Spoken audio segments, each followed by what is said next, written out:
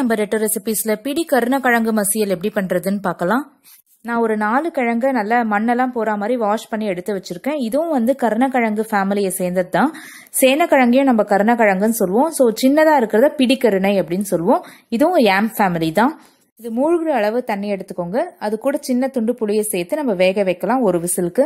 இதுக்கு நான் ஒரு 2 டேபிள் ஸ்பூன் நல்லெண்ணெய் எடுத்திருக்கேன். இது நல்லெண்ணெயில பண்ணீங்கன்னா தான் நல்லா இருக்கும். அந்த கார்ப்பும் நமக்கு தெரியாது. 1 டீஸ்பூன் கடுகு, 1/2 டீஸ்பூன் வெந்தயம், 1 டீஸ்பூன் உளுத்தம்பருப்பு, கடலைப்பருப்பு. அது எல்லாமே பொரியட்டும். இப்போ நான் குக்கர் ஆறுனதுக்கு அப்புறம் நான் அந்த கிழங்கு எல்லாமே எடுத்து வச்சிருக்கேன். ஒரு விசில்னா தான் இந்த மாதிரி வெந்திருக்கும், குழைய போகாது.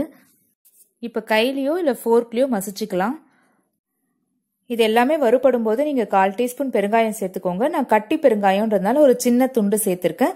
அந்த பெருங்காயம், பருப்பு, கடுகு எல்லாமே வெடிக்கட்டும். இந்த பருப்பு எல்லாமும் கலர் மாறுற அளவுக்கு இதிலே நம்ம வறுத்துக்கலாம். இது ஒரு 1 or 2 minutes வறுபடட்டும். பருப்பெல்லாம் கலர் மாறினோன்னா 2 பச்சை மிளகாவை கீரி சேர்த்துக்கலாம். மசிச்சு வச்சதையும் இதுல சேர்த்துடலாம். இது ரொம்ப டேஸ்டா டிஃப்ரெண்டா இருக்கும். இந்த கிழங்கு புளியோட சேர்த்து வேக வச்சதுனால அரிப்பும் இருக்காது. ட்ரை பண்ணி பாருங்க.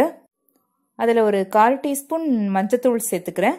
அப்புறம் வீட்டிலேயே வறுத்து அரைச்ச சாம்பார் பொடியை 1 டேபிள் ஸ்பூன் சேர்த்துக்கிறேன். இதோட லிங்க்கை டிஸ்கிரிப்ஷன் பாக்ஸ்லையும் கொடுக்குறேன்.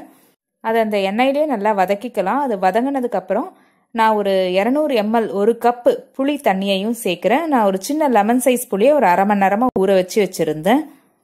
நல்லா மிக்ஸ் பண்ணி விட்டுக்கோங்க. அது கொதிக்கட்டும். இப்போ தேவையான அளவு உப்பு சேர்த்துக்கலாம். நல்லா கொதி வந்ததும் இந்த ஸ்டேஜில் ஆஃப் பண்ணா சாதத்தோட சாப்பிட சூப்பரா இருக்கும். ரொம்ப காரசாரமான மசியல் ரெடி ஆயாச்சு. இந்த வீடியோ உங்களுக்கு பிடிச்சிருந்தனா லைக் பண்ணுங்க, ஷேர் பண்ணுங்க, சேனலை சப்ஸ்கிரைப் பண்ணுங்க, பக்கத்துல இருக்க பெல் பட்டனையும் ஆன் பண்ணிக்கோங்க. தேங்க்யூ.